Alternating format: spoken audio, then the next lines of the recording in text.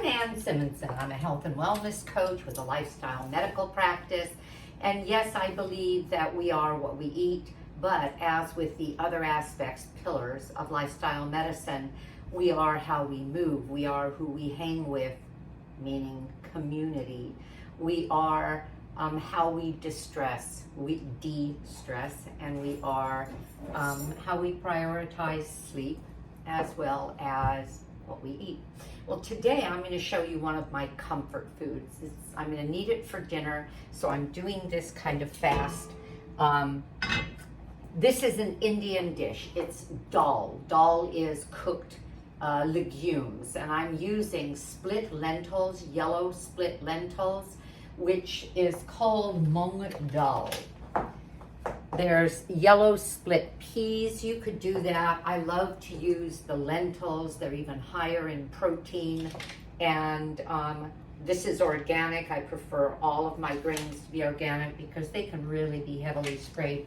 There's something called a desiccant they put on grains and legumes to make them dry better on the vine, and therefore when they're picked and siloed, they have less chance of going bad. Well, in the meantime, we're getting all that stuff.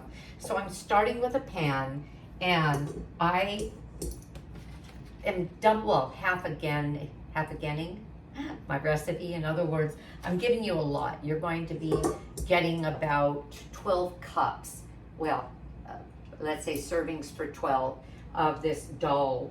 And that's the way I like it because we're going to have some for dinner.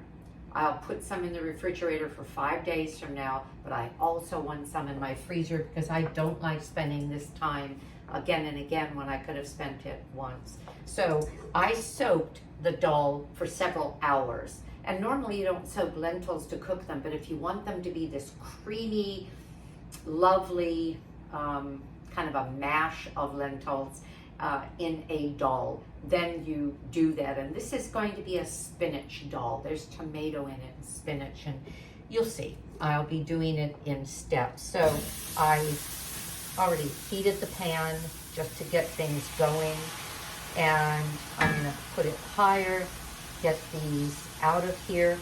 If you rinse them, well, first of all, you soak them, and then you rinse them,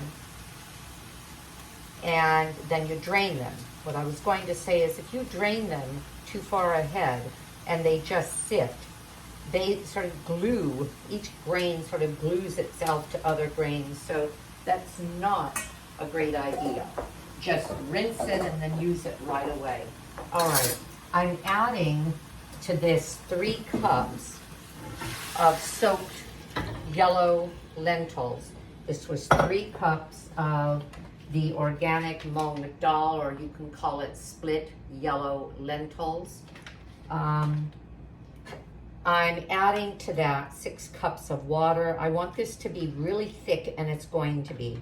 And then I'm going to do a little bit more with it so that the flavor essence of this isn't just cooked away in this starter space, because for this first 20 minutes, 30 minutes, the only purpose is to, whoops, I think it's just a bit of refuse. And that's why you rinse grains. At this point, I'm just cooking this well to break the lentils down.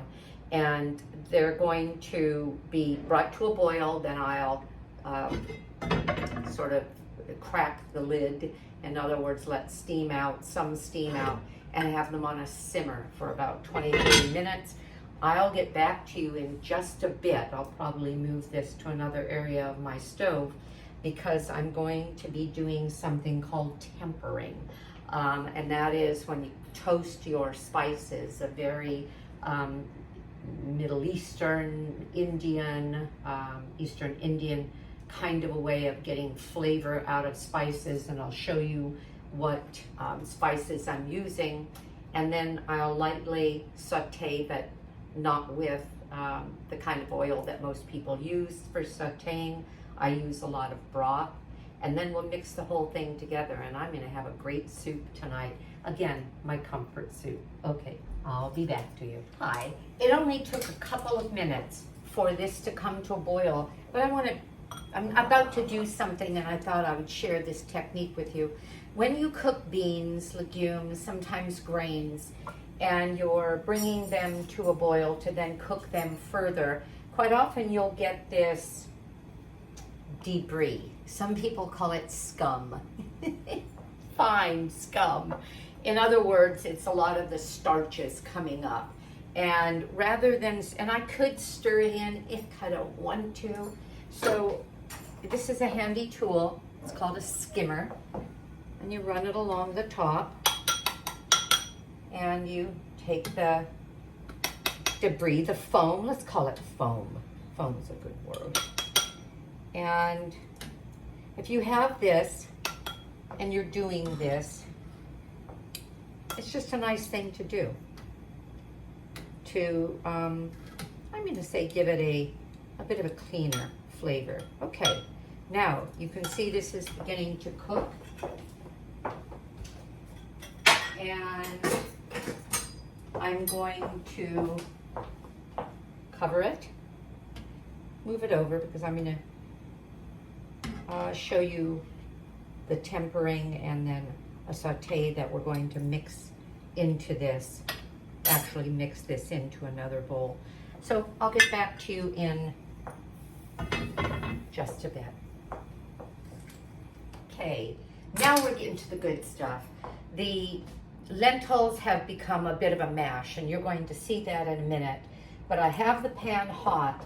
I don't add a lot of oil to anything, or I was going to say any oil, but that's not true because I'm going to do a little squirt on the bottom of the pan, which ends up being less than a quarter of a, well, let's say less than a half of a teaspoon, because I have a purpose.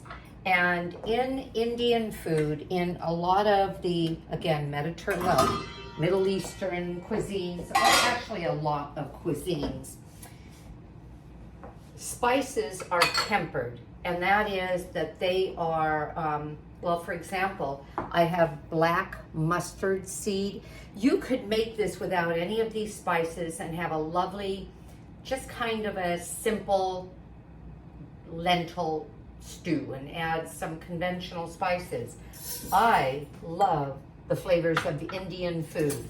As a matter of fact, I spent months and months in India. My son lived there for 3 years, had our first grandchild. What I'm listening for, and I don't think you can hear it, is the black onion, or the black mustard seed. Did I say onion seed? I'm going to unplug this because I want to show you something. I wonder if I can do this. It's kind of sizzling. And what's going to happen is that, oops, I'm sorry, is that it's going to pop.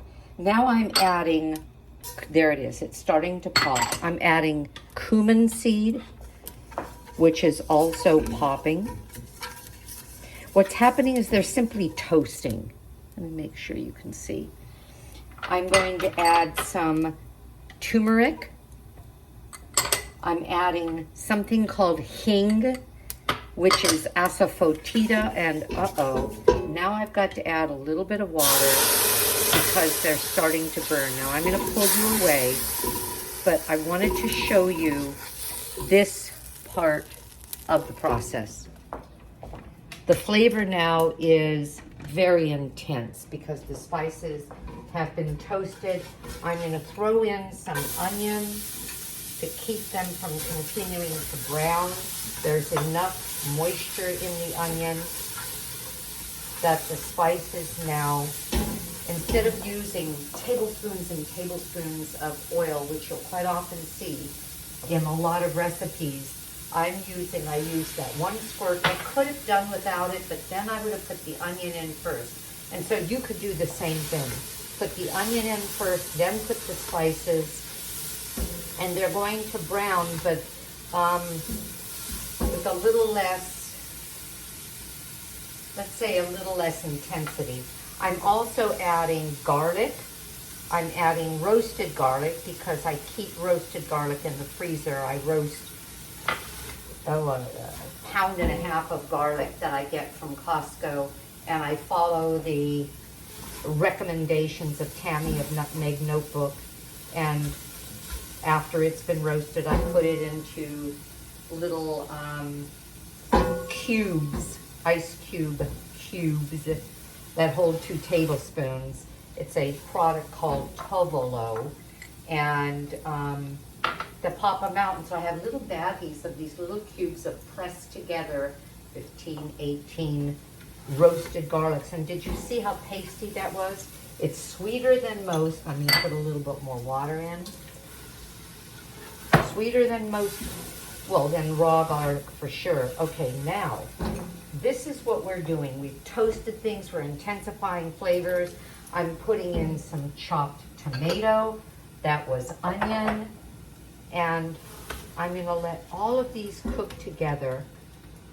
Oh, if you were here, you would see what I mean about the intensity of this fragrance. And I could use a whole dried red chili of some kind. This is what I happen to have. Chili pepper, chopped chili pepper. You don't want to use too much, but it really adds a nice flavor. And there was, as I said, there was ginger in there. So what did I add? I had ginger, asafoetida. Smells awful. That's what asafoetida, that part of it is fetid, which means terrible smell. But the flavor comes out kind of like a garlicky onion flavor. And it's a digestive. It helps with the digestion and the easing of the bloating and gas when you're eating beans. And so it's very popular in a number of cuisines, but especially Indian. Okay, this is cooking. This is getting ready. we're going to be eating in about 20 minutes now. And I'm going to add what you saw me start with. So let's see if I can do this and show you without burning myself, without having it pop all over. This is thickening a little, cooking beautifully, smelling great, colored from the turmeric. So all of these spices are nutritional because of polyphenols, phytonutrients, mainly phytochemicals. And for example, turmeric is anti-inflammatory. Again, everything here makes a difference health-wise. Ginger is fabulous for us. Now look what happened, look, to the lentils. They've become, as I said, sort of a bit of a paste. All right, and I'm throwing that in here, adding a little water, letting it cook a bit. I'll be putting in some spinach in case I don't get back to you to show you that and simply show you the end product. But that comes later. This goes in. Oh, it worked good. All right.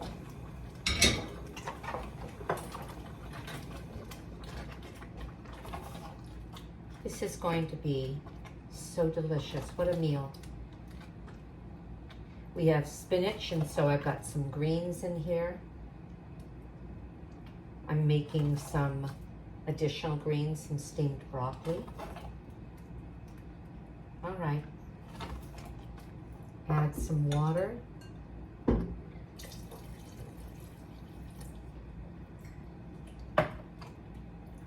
And in about 15 minutes, I'll add the spinach. In about 25 minutes, we'll eat. I'm going to taste. You notice I haven't added salt. And some of you won't add salt. I probably will. It needs to cook more. And yes, I'm going to want some salt in it. Oh, that's just lovely. Let me show you again. This time maybe I can aim better. There you go. Okay. I'll either be back to you with a very quick video, or I will be back to you with a photo. Thanks for paying attention.